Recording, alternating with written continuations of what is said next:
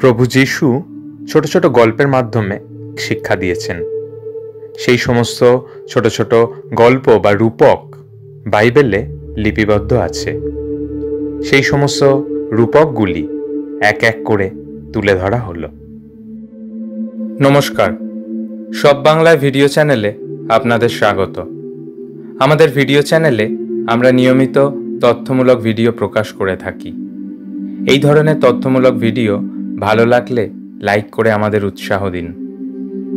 একদিন এক রাজা তার সমস্ত চাকর বাকরদের ডেকে পাঠালেন। তিনি সেই সমস্ত চাকরদের বেশ কিছু টাকা ধার দিয়েছিলেন।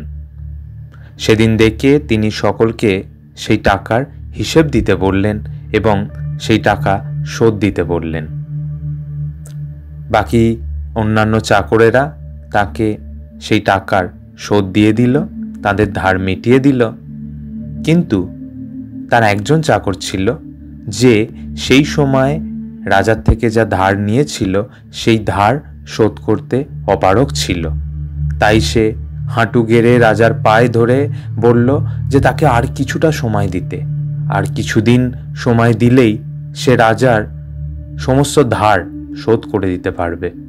তার এই অবস্থা দেখে রাজা দুঃখ পেলেন। তিনি তাকে দুই হাতে তুলে ধরে বললেন যে তাকে কোনো ধার শোধ করতে হবে না। রাজা তার ধার মাফ করে দিলেন। এই শুনে খুশিতে সে রাজার দুই পা জড়িয়ে ধরল এবং খুশিতে চলে গেল। রাজসভা থেকে সে যখন বেরোলো তখন তার এক সহকর্মীর সাথে তার দেখা হলো। তার সেই সহকর্মী তার থেকে কিছু ধার নিয়েছিল। সে তার সহকর্মীকে তার ধার শোধ করে দিতে বলল, কিন্তু তার সহকর্মীটি সেই মুহূর্তে তাকে ধার শোধ করার মতো অবস্থায় ছিল না। সে তাকে বলল আর কিছুদিন সময় দিতে। সে তখন সেই সহকর্মীর গলা টিপে ধরে বলল যে তার ধার তাকে শোধ করে দিতে হবে।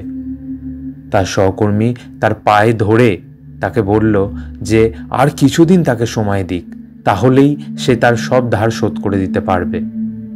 কিন্তু সে তাতে গড়ল না। সে সহকর্মীকে আবার গলা টিপে ধরে বলল যে তার ধার তাকে এখনই শোধ করে দিতে হবে, না হলে সে কিন্তু তাকে ছাড়বে না। এবং সে তার সহকর্মীকে কারাগারে আটকে রাখল। এই ব্যাপারটা রাজার অন্যান্য চাকর বাকরদের দৃষ্টিগোচর হলো এবং তারা এটায় ব্যথা পেয়ে রাজার কাছে সমস্ত ঘটনা খুলে বলল। রাজা তখন তাকে ডেকে পাঠালো এবং তাকে বলল, আমি যখন তোমার ধার মাফ করে দিতে পারি, তাহলে তুমি যাকে ধার দিয়েছিলে সেটা কি মাফ করে দিতে পারতে না? আমি যেভাবে ক্ষমার দৃষ্টিতে তোমায় দেখলাম, তুমি কি একইভাবে ক্ষমার দৃষ্টিতে তোমার সহকর্মীকে দেখতে পারতে না? এই বলে রাজা তাকেও কারাগারে আটকে রাখল।